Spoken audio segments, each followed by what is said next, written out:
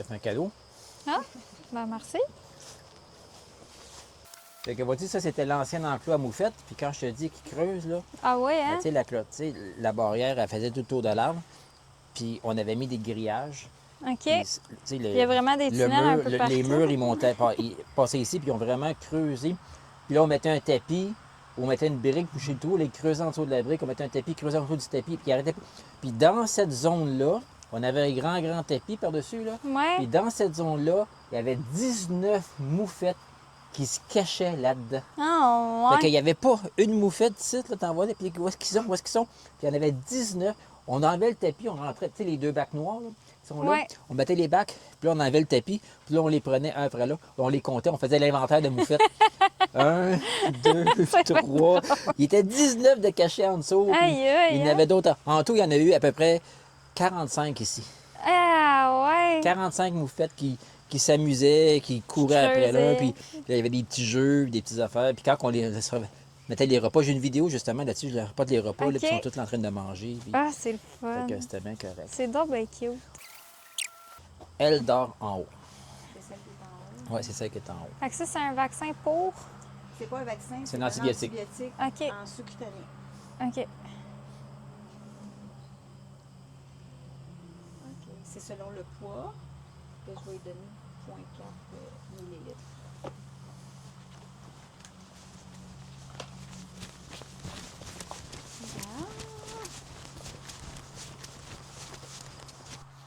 Là, elle qui est très gentille avec les humains, les autres ils vont tous se sauver.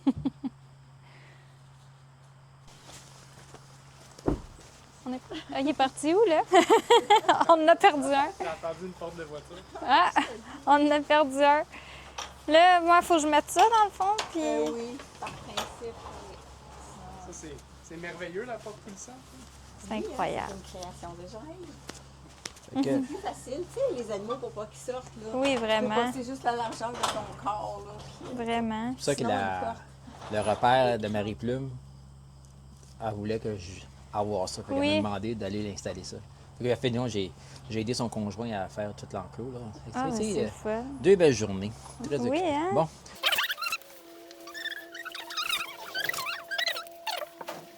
Ça, tu saignes du nez, toi? Mais qu'est-ce qui t'arrive? Qu'est-ce qui t'arrive? Il y a peut-être un abcès sur son nez, Qu'est-ce une qui petite t'arrive? bosse. Là. Descends bas. Oui, descends bas. Oui, descends bas.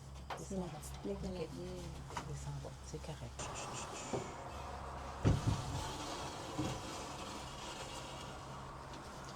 Faut te donner ton vaccin. Faut te donner ton vaccin. Oui. Tu veux l'appliquer où? Entre les omoplates, OK. Dis.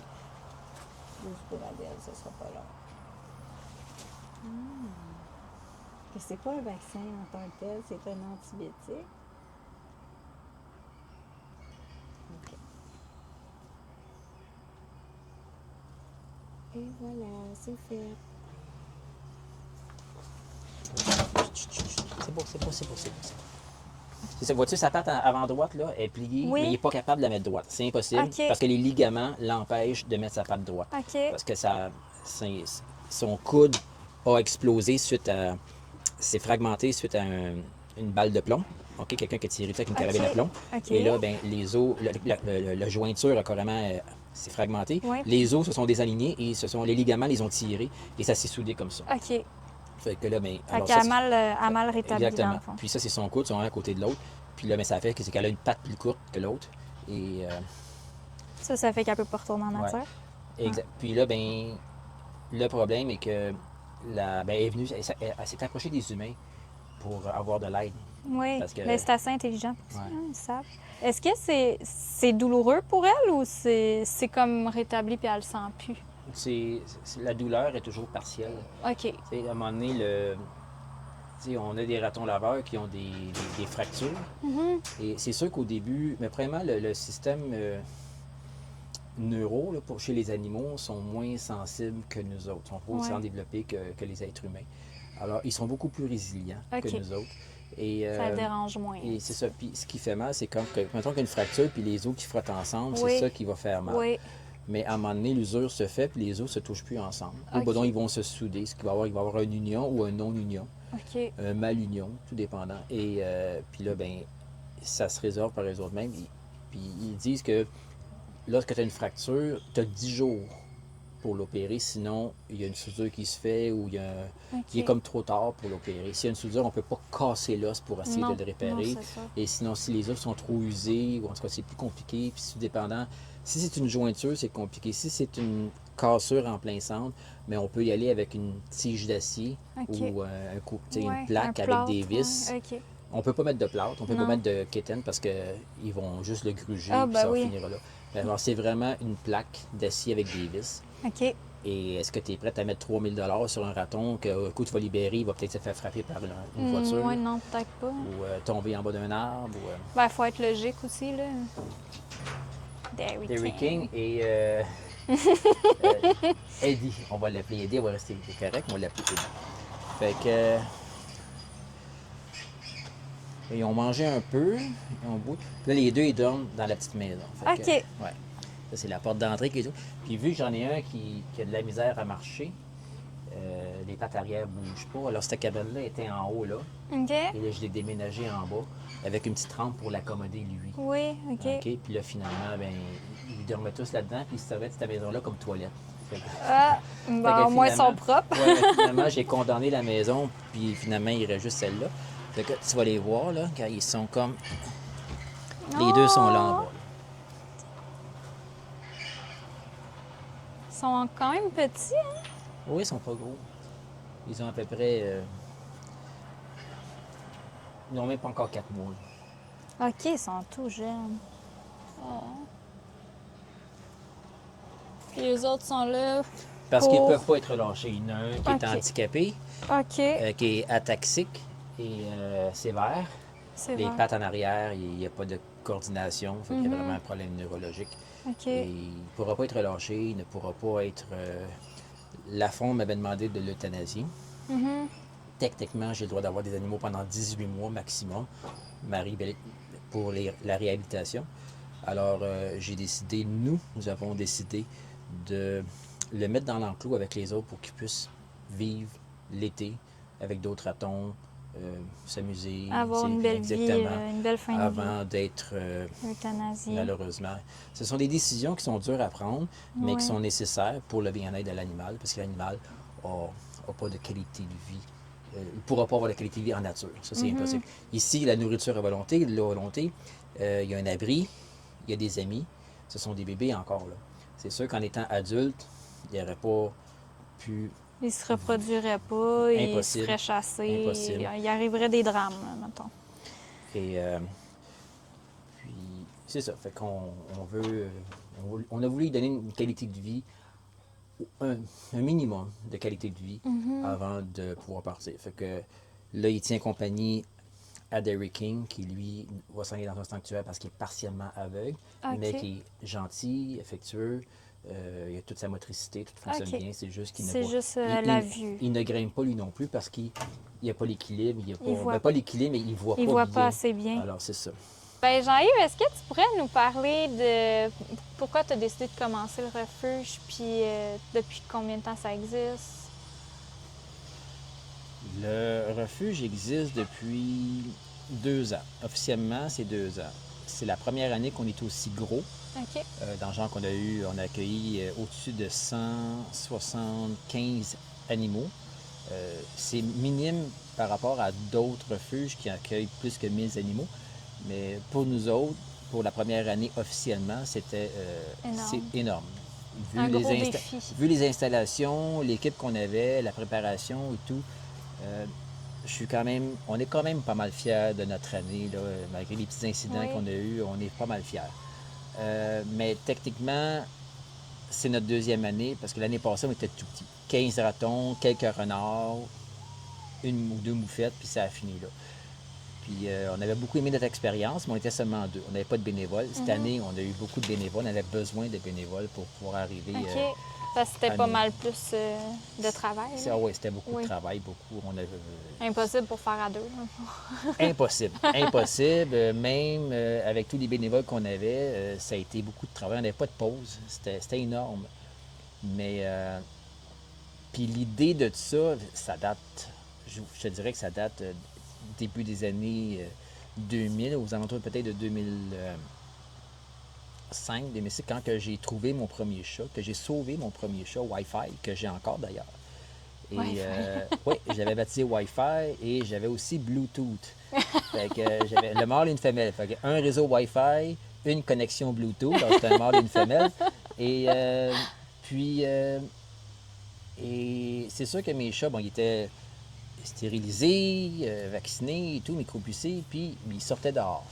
Et là, mais quand tu mets de la nourriture à l'extérieur, tu attires d'autres chats le jour et tu attires la faune la nuit. Et là, ben, je me mets à sauver des chats errants qui apparaissent dans ma cour. Je me mets à nourrir des animaux sauvages qui apparaissent dans ma cour. Et on s'attache à ça. Et de fil en aiguille, bien, je m'associe à des pages Facebook, je deviens militant contre la fourrure, contre les animaux de laboratoire, contre la cruauté animale. Et là, j'apprends des mots comme végétarien, végétalien, vegan. Je connaissais même pas ça. Je savais même pas c'était quoi un abattoir. Je savais même pas c'était quoi de l'élevage intensif. Fait que j'ai tout Fait appris que tu as ça. eu une prise de conscience un peu soudaine. J'ai tout appris ça durant les années, aux alentours des années, en 2017. En 2017, parce que j'ai été rescue pendant quasiment une dizaine d'années, puis après ça, de chats. Et après ça, ben, je suis tombé dans les animaux militants. Puis après ça, ben, je suis tombé chez les animaux sauvages. Et puis, c'est ça, fait qu'en découvrant tout ça, ben, tu as une prise de conscience et tu as des décisions à prendre. Est-ce que tu continues à encourager la maltraitance et l'abus chez les animaux ou ben donc tu fais des gestes concrets pour aider la cause? Et là, je suis devenu vegan. Je suis devenu végétarien, végétalien, je suis devenu vegan. Mon camion, j'ai refusé des options parce qu'il venait avec le siège en cuir. Puis je voulais pas avoir de cuir, malgré que le volant est en cuir, mais c'est pas ma faute, ça vient de même. Ouais. Je porte pas de cuir, j'essaie de ne pas porter d'animaux sur moi parce que j'essaie d'être cohérent dans mes faits et gestes. Et je suis devenu, après ça, bénévole pour des... Ça, il neige, hein? J'ai fait. Je suis devenu bénévole pour un refuge pour animaux sauvages, le refuge Nimous. Puis... Par la suite, tu as décidé d'ouvrir la tienne. mais encore là, c'est devenu... ça a comme tombé de fil en aiguille. C'est comme, j'étais bénévole, je faisais des collectes de fonds pour le refuge Nimous. J'ai aidé pour construire les enclos, l'entretien et tout. Et là, après ça, elle me demandait, est-ce que tu peux aller chercher tel animal ou ben donc, ainsi de suite. Puis là, j'allais chercher tel animal. Et puis tu prends goût à ça parce que c'est valorisant. Tu as apporté quelque chose de bien, tu as fait quelque chose de bien. Tu dis, ah, j'ai fait ma BA de la journée, j'ai sauvé une marmotte, j'ai sauvé un raton, j'ai sauvé ici. Et là, j'ai vu qu'il y avait une demande là-dedans parce que de plus en plus de gens sont conscientisés, de plus en plus de gens adhèrent à la cause pour des animaux sauvages qui sont laissés à eux-mêmes, même si on prend leur territoire. Et alors, c'est pour ça qu'après ça, j'ai décidé de lancer Détresse Animal in Distress, qui est une organisation, une OBNL, qui vient en aide aux animaux en détresse. Selon mes connaissances, dans le mot d'une preuve de contraire, là, mais je crois que je suis le seul qui a vraiment l'équipe d'intervention auprès d'animaux sauvages et qui en même temps peut l'amener chez soi pour pouvoir en prendre soin. Okay. Donc, lorsque je vais chercher un animal sauvage, j'ai pas besoin de chercher pour une prise en charge. J'ai pas besoin de faire des appels. Peux-tu le prendre en charge? Es-tu à l'intérieur de la zone? Parce que tu peux le prendre toi-même. Je l'amène directement chez moi, j'en prends soin, je m'en occupe, je le soigne, je le réhabilite et je le relâche, comme j'ai fait avec les ratons laveurs il y a quelques jours, d'autres ratons laveurs, les moufettes, les renards derrière moi qui vont être relâchés à la fin du mois. C'est arrivé comme ça. Ouais, c'est le cours des choses à suivre. Exactement. Puis, tu sais, la vie, tu sais, on dit tout le temps que la meilleure école est la vie. Alors, l'expérience de la vie nous amène. Et c'est juste lorsqu'il y a une porte qui s'ouvre devant nous, c'est pas juste de regarder à l'intérieur de la pièce. Il faut rentrer à l'intérieur pour vivre l'expérience. Tu rentres dans la pièce, tu vis l'expérience et si tu aimes ça, bien, tu vas plus loin. Tu fais ta part des choses. Si tu n'aimes pas ça, si c'est pas toi, c'est pas ton domaine, bien, tu ressors puis tu vas essayer une autre porte qui va s'ouvrir devant toi. Et puis honnêtement, avec tout ce qui m'accroche avec ça, c'est mon côté empathique. mon côté, la compassion que j'ai pour les animaux, puis honnêtement, j'ai un attachement pour les animaux d'aussi loin que je peux me souvenir. Là. J'étais tout petit, puis j'aidais des animaux carrément. Alors, ça a toujours été en moi de venir en aide aux animaux, qu'ils soient exotiques, domestiques ou sauvages. Tu sais, Fait que c'était juste une évidence, dans le fond. c'était venu sur ma dans le ligne de cours, ouais, vie, c'est c'était ça. sûr, c'était sur mon chemin. Il fallait juste que je trouve ma voie. Puis maintenant, je l'ai trouvée, mais j'essaie de rester dessus sans trop m'écarter. C'est OK, sûr. c'est parfait. Est-ce que tu dirais qu'il manque un peu de refuge, que mon c'est... Il n'y en aura jamais assez. il n'y en aura pas assez. Il n'y en aura jamais assez. On s'en va pas. Ça va. C'est vraiment paradoxal parce que autant qu'il y a de gens qui adhèrent à la cause, qui veulent aider la cause, ainsi de suite, autant qu'il n'y a pas de ressources, de moins en moins de ressources. Parce que oui, il y a des ressources qui arrivent, mais on nous met toujours des bâtons dans les roues. On nous met toujours des nouvelles restrictions. On nous met toujours des obligations ou des frais supplémentaires. Fait que c'est pas évident. Il y a du monde qui se décourage. Il y en a qui vont aller dans l'illégalité. Mettons que je suis monsieur, madame, tout le monde, que je trouve un bébé animal, mais que j'ai aucune connaissance de ça, OK. que je veux l'aider, ça serait quoi qu'il faudrait pas que je fasse? Le prendre. Le prendre. Le prendre, parce que les gens ont tendance à kidnapper les bébés. Oui. Tu sais, les gens, c'est pas leur faute parce qu'ils sont ignorants, parce qu'ils connaissent. Je veux pas les traiter d'ignorants, Non, mais mais on comprend, ils n'ont pas la mais- connaissance ou ils connaissent pas Les animaux sauvages, c'est un monde inconnu encore pour beaucoup, beaucoup, beaucoup de gens, même pour moi aussi, là, beaucoup d'aspects de la faune sauvage que je ne connais pas, que j'apprends tous les jours. Et alors, les fans, là, les bébés chevreuils, les bébés cerfs, Les cerfs. ça se fait kidnapper à pu finir. Oui. On a trouvé un cerf. Non, t'as pas trouvé un Bambi. Il est là, ma mère. Parce qu'un bébé fan ne dégage pas d'odeur. Non. Alors, les Effectivement. prédateurs ne le sentent pas, à moins qu'ils le voient. C'est pour ça Alors, que la maman la mère, elle le laisse tranquille. exactement pour protéger son bébé, mais elle va revenir l'allaiter, et ainsi de suite. Quel animal est vraiment complexe à soigner, tu sais, qui demande beaucoup de matériel, beaucoup de temps? Mis à part peut-être les oiseaux, que c'est très minime. En vérité, plus que l'animal est petit, Plus c'est compliqué. plus que c'est complexe, parce que tu sais, l'animal est petit, donc tous les organes sont petits en tant que tels. Si on regarde, en général, c'est plus peu importe l'animal, ça va être son côté agressivité. OK. Un animal, tu sais, qu'on voit-tu, le renard, on a donné son antibiotique, il mordait pas. Il était craintif, il mordait pas. Pourquoi? Parce qu'il est habitué aux humains et tout, mais il n'aime pas se faire. Ouais, mais c'est Mais pas j'ai dans son- j'ai déjà eu un renard qui m'a chargé, là, qui m'a mordu. J'ai eu une longue percée ici. Ouais. Mon vétérinaire s'est fait mordre par un renard. Alors, ça dépend de l'agressivité. Des ratons qui se laissent manipuler facilement. Et si tu regardes Pierrot, qui avait le goulot sur la patte il y a quelques semaines, ça, c'était le renard le plus fort que j'ai eu à manipuler. Alors, tout Le le raton monde- laveur. excuse-moi, un raton laveur. Oui, je suis désolé parce que j'étais. Puis, tous nos bénévoles, on s'est fait mordre par lui. Là. Tout le monde, là, puis il était extrêmement fort. Il a fait beaucoup de dommages dans le refuge. Et fait que ça dépend Du caractère. du caractère plus de que l'animal. l'espèce. Parce qu'il y a des moufettes qui arrosent, il y en a qui arrosent pas.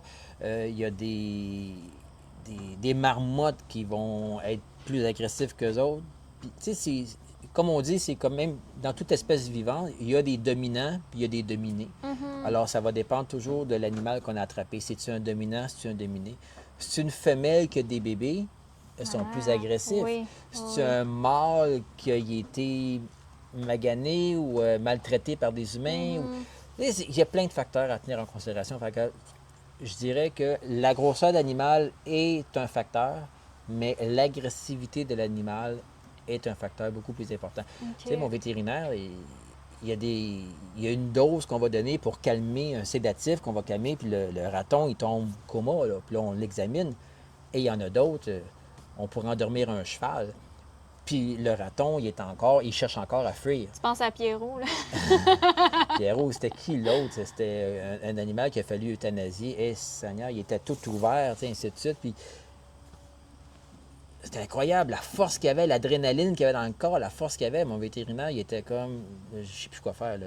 On l'a réussi à l'endormir, il s'est calmé, puis finalement, on l'a réussi à l'euthanasier, mais il était l'adrénaline dans le fond. Fait que c'est leur agressivité, c'est les OK. facteurs principaux. Puis quel geste on pourrait faire en tant que citoyen pour prévenir pour prévenir et protéger la faune qui nous entoure? Le point commun avec tous les animaux qui passent dans le refuge, à l'exception de ceux qui ont la gale, tu sais, les renards qui ont la gale ici, là, puis même encore, on pourrait en parler, mais le point commun de tous les animaux qui rentrent dans un refuge, un centre de réhabilitation, c'est le facteur humain, l'intervention de l'être humain, que ce soit le kidnapping de bébés, la relocalisation d'une mère qui fait des orphelins, les pièges d'attrapeurs, les animaux qui sont faits piéger par des pièges d'attrapeurs, les voitures accidentées de la route, l'autre Jackie qui s'est fait tirer dessus par une carabine à plomb, les chasseurs qui manquent leur proie, puis comme un cerf, surtout avec une flèche autour. Ce sont tous des victimes de l'être humain, des gestes des êtres humains. Les déchets, les gens ne sont pas responsables avec leurs déchets. On trouve tellement d'animaux avec, comme justement Pierrot, avec le goulot de la bouteille sur sa patte, les animaux qui se retrouvent avec un pot de beurre de pinot ou de mayonnaise ou je ne sais pas quoi autour dans la tête, les gobelets, les couverts de McFlurry ou des cappuccinos glacés là, chez Tim Hortons ou McDonald's, c'est l'un des plus gros facteurs chez les animaux en détresse, c'est l'être humain, qui n'est pas responsable. Conscient de tous les gestes, tout ce qu'on fait, de tout moment. C'est tout le temps ça, soit d'être responsable, de ramasser vos déchets, de ne pas jeter les déchets au sol, dans un parc, dans le bois, dans l'eau. Dans l'eau, la faune marine sont tellement impactées par les plastiques de 6 bouteilles, de 6 canettes, là, ainsi de suite, les tortues, les oiseaux qui correspondent le bec pogné ou la carapace. Tu sais, il y en a plein d'images qui se prennent autour du monde. Tout le monde les a vues. Tout le monde les a vues. Et comme je te disais tantôt, des gens qui ont plus de compassion que d'autres, c'est-à-dire qu'il y a des gens qui font des gestes pour changer les choses, ce que moi j'avais choisi de faire en devenant végane, et il y a des gens qui décident de choisir de vivre dans l'indifférence totale. Ah, ça ne m'affecte pas, ainsi de suite, puis ça continue à acheter leurs canettes, ça continue à acheter, ne pas sécuriser les bacs. On ne peut pas accuser un raton laveur de rentrer dans un bac de compost ou un bac de déchets. Ça sent bon pour lui, c'est la même chose qu'un renard ou une moufette qui va trouver une carcasse d'animaux sur le bord du chemin qui s'est fait frapper puis qui est mort sur le bord du chemin. Il va venir chercher ça parce qu'il va le sentir, c'est de la bouffe. Mais le raton laveur, lui, il va rentrer dans le bac à déchets, dans le bac à compost, puis il va... Mais sauf que souvent, il n'est pas capable de sortir parce qu'il n'a pas assez de déchets. Là, il est pogné, puis là, il glisse. En tout cas, c'est une mort horrible quand on ne les trouve pas. Là, c'est une mort lente et horrible. Mais les gens doivent être plus responsables par rapport à la faune, par rapport à l'environnement. Et on doit comprendre que eux, ils étaient ici avant nous, et on empiète sur leur terrain, et après ça, on vient les traiter de bêtes nuisibles. Non, ils nous accueillent chez eux, malgré leur désir ou pas. Ils sont obligés de nous accueillir chez eux. Alors, la reconnaissance qu'on peut avoir, c'est de cohabiter avec eux.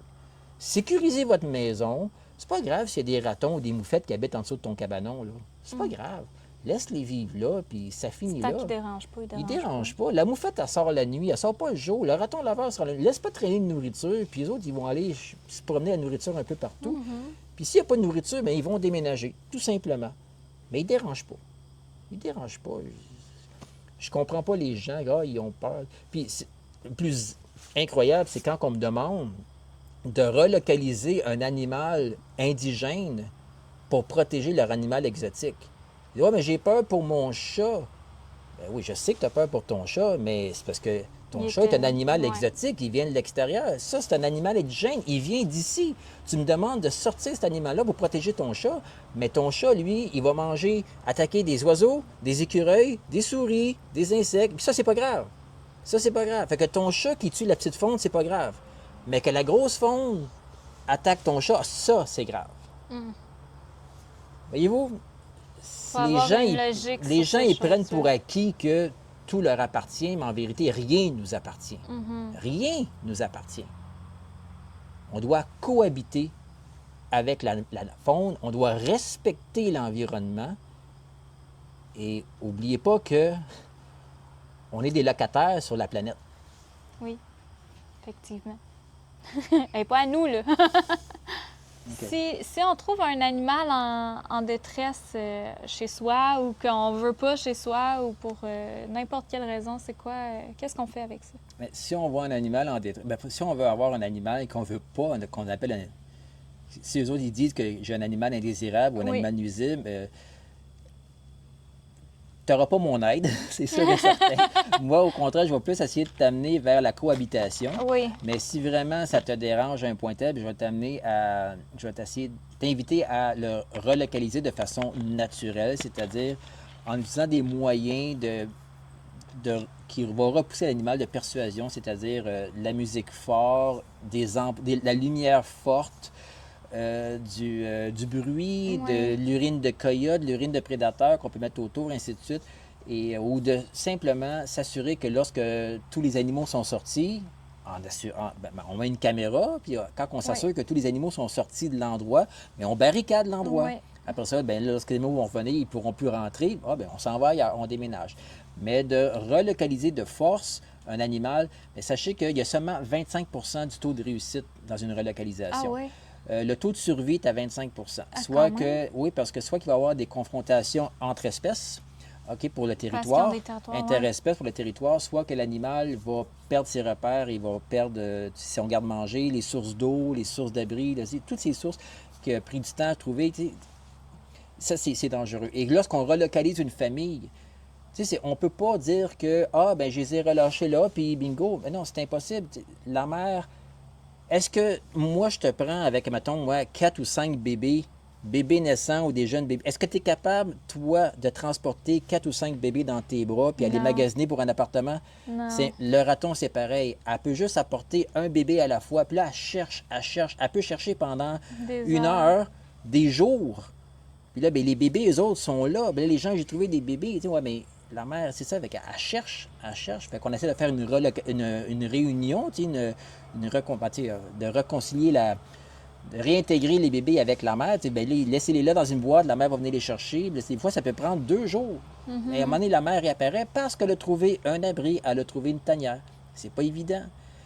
Puis au pire, allez, ben, si vous voyez un animal en détresse, contactez un refuge, un centre de réhabilitation, un sanctuaire, quelqu'un qui peut vous aider.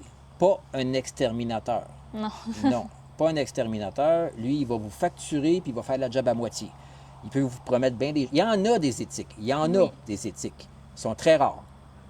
Très, très rares. Assurez-vous de... Ben moi, la plupart des refuges peuvent en référer des éthiques, mais sinon, contactez-nous. Pour On l'information. va pouvoir vous guider. Et si vraiment l'animal est en détresse, je peux vous guider pour le capturer, pour me l'apporter. Sinon, je peux aller le chercher ou un autre. Il y a toujours une façon, il y a toujours une solution, mais de ne pas improviser. Faut pas, si on ne connaît pas ça, si on a peur, il ne faut pas improviser. OK. La cohabitation, c'est le secret d'une belle harmonie. Voilà. C'est tellement bien dit. Ben merci beaucoup, Jean-Yves, de nous avoir accueillis, montré tout ça, même fait découvrir plein de choses, en fait, qu'on ne savait pas. C'était vraiment une belle expérience. Ben, je t'invite à revenir au milieu de l'été prochain, alors qu'on va être dans la haute saison, au plus fort du refuge, où est-ce que tous les moufettes, les marmottes, et avant les relâches, là tu viendras travailler, tu viendras faire du bénévolat, tu vas voir, de nettoyer les enclos, puis nourrir les animaux quand ils sont plus qu'une centaine, là, c'est beaucoup de travail. C'est beaucoup de travail. On a toujours besoin d'aide, que ce soit financièrement, en matériaux, du matériel, en tant que ce soit la nourriture, des produits médicaux, des produits d'hygiène, produits des couvertures. On a toujours besoin parce qu'on en passe, Oui, parce que c'est très... les animaux, c'est ça. C'est beaucoup Ouais. d'entretien, c'est beaucoup de bouche à nourrir. Et puis, comme on dit, c'est des jeunes. Hein? Alors, ça mange comme des gloutons. Hein? Oui. C'est incroyable, Oui, ils sont en pleine croissance. Mais c'est drôle. C'est tellement cute d'aller voir aller. Ça joue, ça se promène, ça se tiraille entre eux autres. Ça se forge un caractère. Ils apprennent à grimper.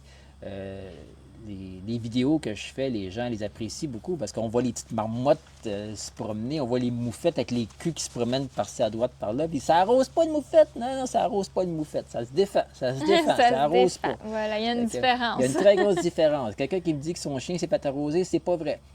Ton chien est allé le déranger, puis la moufette, c'est protégé, c'est défendu. C'est une grosse, grosse différence que les gens doivent apprendre. Tout à fait, parce qu'après ça, on voit la moufette comme la méchante dans l'histoire. Oui, Fait que, exactement. pas du Il n'y a tout. pas l'avantage au Québec, à part l'ours polaire, l'avantage au Québec, c'est qu'il n'y a pas un animal qui attaque l'homme. Mm. Pas un. Puis l'ours polaire, il se ramassera pas Là, aussi. on a vu en Gaspésie, ça a l'air, là, mais. Ouais. Mais l'ours, tu sais, il n'y a pas d'animal. Il peut arriver, il y a des exceptions dans genre. Si on passe trop proche du nid puis il y a des bébés, l'ours Oui. peut protéger ses bébés ou un loup pourrait protéger ses bébés, Mais et c'est ainsi des de suite. situations Même qu'on peut même un prévenir, raton puis pourrait qu'on charger peut- pour protéger ses bébés. Mais il n'y a pas. Volontairement, il n'y a aucun animal au Québec qui attaque l'homme. Mhm. On n'a pas à s'inquiéter. Fait que les gens qui me disent Ah, j'ai peur de la moufette, j'ai peur du raton, non, tu n'as pas à avoir peur. Ils ont plus peur de toi. Ils vont Oui, fuir. c'est ça. Lorsque tu vas arriver, tu fais du bruit, puis ils vont fuir. Voilà, C'est pas plus compliqué que ça. super. Ben merci.